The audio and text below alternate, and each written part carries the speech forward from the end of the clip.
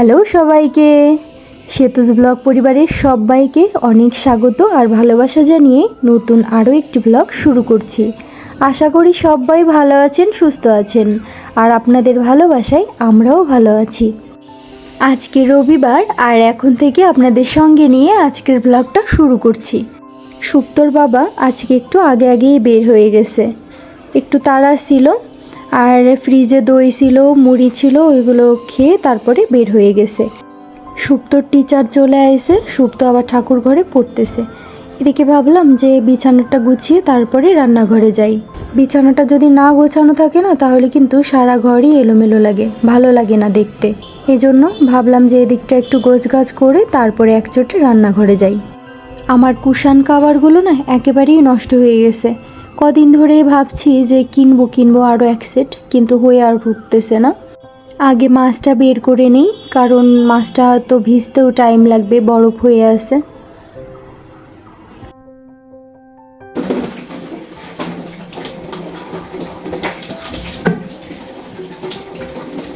আজকে মাছ রান্না করব, ছোট যে টাটকিনি মাছগুলো ছিল তো ওগুলোই রান্না করব।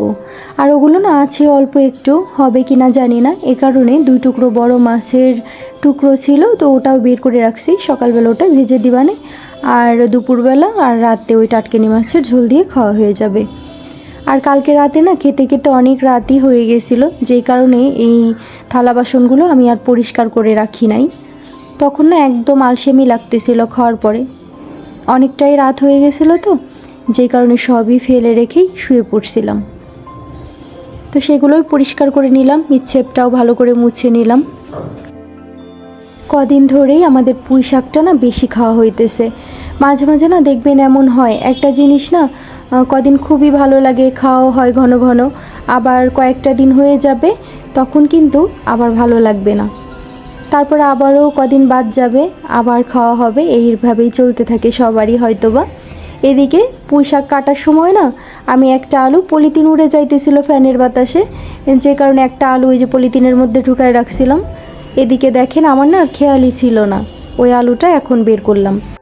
এই যে কুমড়োর টুকরোটা দেখছেন না, এটা কিন্তু দোলাদির থেকে আমি নিয়ে আসলাম। আসলে পুঁই শাক দিয়ে না কুমড়ো দিয়েই বেশি ভালো লাগে, আর কুমড়োটা আমার বাসায় ছিল না, যেই কারণে আমি দোলাদির থেকে নিয়ে আসলাম। অনেকে ভাবতে পারেন যে সকালবেলায় অন্য বাড়িতে চলে গেছে তরকারি চাইতে, ব্যাপারটা কিন্তু এমন না, কারণ এক জায়গায় থাকতে গেলে না এমন হয়। একটা সময় দেখা যায় আমার এই বাজারটা নাই, তখন আমি ওই দিদিদের থেকে নিয়ে আসি, আবার দিদিদেরও মাঝে মাঝে এমন হয়, দেখা গেল অসিত বলছে যে কি আনবো, কিন্তু আমার মনে নাই যে এটা আইনো। এটা মনে হয় কম বেশি সবারই হয়। আর প্রতিবেশী ছাড়া কিন্তু বাঁচা যাবে না তা না, কিন্তু ভালোভাবে বাঁচা যায় না।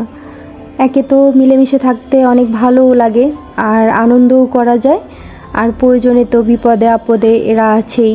আপনার আত্মীয় স্বজনের আগে কিন্তু প্রতিবেশীরাই এগিয়ে আসবে যে কোনো বিপদে। আর আমরা তো দেখেনি, ভালোবাসাবাসি করেই থাকি। এই যে চালটাও ভিজিয়ে নিলাম। আর আজকের পুঁই শাকটা রান্না করব চিংড়ি মাছ আর কুমড়ো দিয়ে। তো চিংড়ি মাছগুলোও ভেজে নিলাম, এখন কুমড়োগুলোও ভেজে নেব।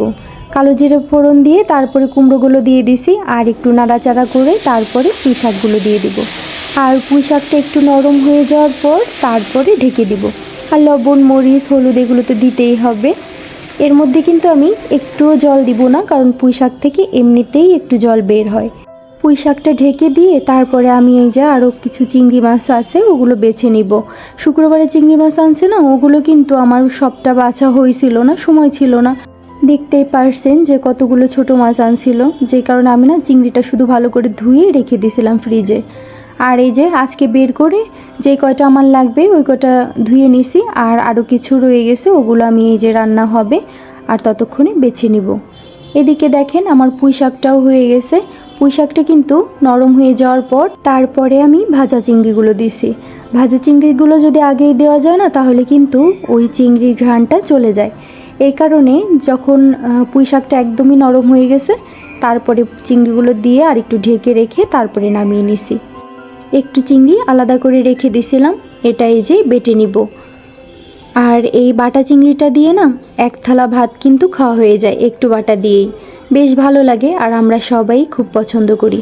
শুক্তোর জন্য মরিচ কম দিয়ে তারপরে একটু বেটে নিলাম আলাদা করে, আর আমাদের জন্য মরিচ বেশি দিয়ে তারপরে বেটে রেখে দিলাম। আর আমাদের পাশের বাসার দাদা আজকে আবার কানাইপুর মাংস আনতে গেছিলো, খাসির মাংস। আর কানাইপুরের মাংসটা না অনেক ভালো হয়, তো যেই কারণে অসিত বলছিল একটু দাদাকে যে আমাদের জন্য 1 কেজি নিয়ে আসতে। তো সেটাই রেখে আসলাম। আর এদিকে আমার দোকানের ভাতটাও না বাড়া হয়ে গেছিলো, শুধু চিংড়ি বাটাটা দেওয়া হয়েছিল না, সেটাই দিয়ে তারপরে আটকিয়ে নিলাম আর ওদেরকেও খেতে দিয়ে দিব।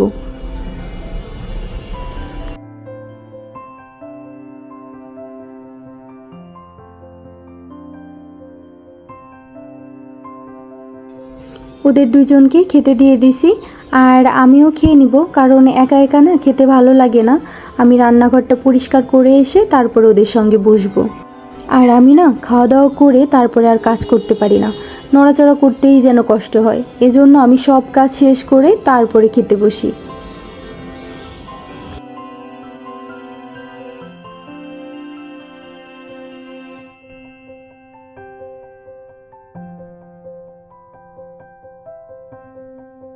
খাওয়া দাওয়া শেষ করে তারপরে আমি চলে আসলাম খাসির মাংসটা ভালো করে পরিষ্কার করে রাখতে। কোনো দিন না মাংসটা ভালোই পরিষ্কার থাকে, আর কোনো দিন আবার অনেক নোংরা থাকে, আর সেগুলো বাছতেও খুবই কষ্ট হয়। তো আজকের মাংসটা না বেশ পরিষ্কার, শুধু দু একটা পশম সেগুলোই বেছে রাখছি। আর এদিকে আমার ভাবিও কাজ করছে, যেই কারণে আমি আর ভাবি গল্প করছিলাম। আর এদিকে ছান করে তারপরে এই যে পূজা দিতে চলে এসেছি। অনেকগুলোই বেলি ফুল ফুটে, আর আমিও মাথায় ফুল দিতে পছন্দ করি, আর আমার ঠাকুরকেও মাথায় ফুল দিতে পছন্দ করি। তো ঠাকুরকে বেলি ফুল ফুটলেই না মাথায়ও একটা দিয়ে দেই, মানে খোপাতে। আর এদিকে এই যে নীলকণ্ঠ, সাদা নীলকণ্ঠ, তারপরে নীলকণ্ঠ দুইটাই ফুটছে, নয়নতারা আছে। তো এই অনেক ফুল দিয়ে পূজা দিতেও কিন্তু বেশ ভালো লাগে। এখন সন্ধেবেলা আর চলে আসলাম চা করতে। সব দিনই রং চাই খাওয়া হয়, আজকে আবার ইচ্ছা করলো একটু দুধ চা করব। আর এই ক্যানের এই জলগুলোতে না চাটা অনেক ভালো হয়। আমি এই ক্যানের জল দিয়েই ভাত আর ডালটা করি। কলের এই ট্যাপের জল দিয়ে না ভাত আর ডাল একদমই ভালো হয় না, কালো কালো হয়, ডালটা তো একদমই বাজে হয়। তো এই জন্যই আমি ওই ভাতটা আর ডালটাই করি। তাছাড়া তরকারিতে এমনি ট্যাপের জলই দেওয়া হয়, আর চাটাও করা হয়। আর রং চাটা না এই জল দিয়ে করলে বেশ সুন্দর কালার আসে। ফ্রিজে গুঁড়ো দুধ রেখে দিয়েছিলাম, ওইটা দিয়ে চা করব। আসলে সব সময় না লিকুইড দুধটা কিন্তু বাসায় থাকে না, গুঁড়ো দুধটা হলে এই একটা সুবিধা, যখন ইচ্ছা করা যায় কোনো কিছু। কতগুলো বক্স দেখেন জমা হয়েছে। কালকে না দোকান ঝাড়ছে আমাদের, তো ওইখানে সবাইকে খেতে দিছিলাম, খিচুড়ি আর মাংস ভুনা করছিলাম। তো এই সবগুলো বক্সেই দেওয়া হয়েছিল, তো সেইগুলো জায়গা মতো রেখে আসি। এভাবে ছড়িয়ে ছিটিয়ে থাকলে না আমার একদমই ভালো লাগে না, জায়গার জিনিস জায়গায় না থাকলে কেমন জানি বাজে লাগে। আর কালকে খাবার দিতে হয়েছিল 6 জন না 7 জনের খাবার, তো একাই রান্না করতে পারছিলাম। আগে তো আমার খুবই ভয় লাগতো, এখন না একটু একটু করে শিখে গেছি। ওই 2 দিদিদের থেকেই শিখছি, ওরা একটু একটু করে দেখাই দিত, এভাবে করেই শিখে গেছি। কদিন ধরে কি পরিমাণ যে গরম পড়ছে, বাঁচাই যেন কষ্ট হয়ে যাইতেছে। একটু বৃষ্টি হলে না একটু ঠান্ডা হতো, কিন্তু বৃষ্টিরও দেখা নাই, প্রচুর রোদ আর তেমনই গরম। তো চাটা ঢেলে নিলাম, এখন ওদের জন্য নিয়ে যাই। শুক্তো পড়তে বইছে, ওর পড়া হলে তারপরে খাবে, এমনিতেও না ও গরম চা খেতে পারে না। তো বন্ধুরা, আজকের ভিডিওটা এ পর্যন্তই রাখবো, আবার দেখা হবে নতুন একটা ভিডিওতে। ততক্ষণ পর্যন্ত সবাই ভালো থাকবেন, সুস্থ থাকবেন, সাবধানে থাকবেন।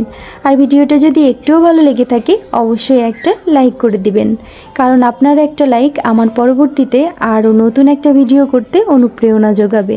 সবাই ভালো থাকবেন, শুভরাত্রি।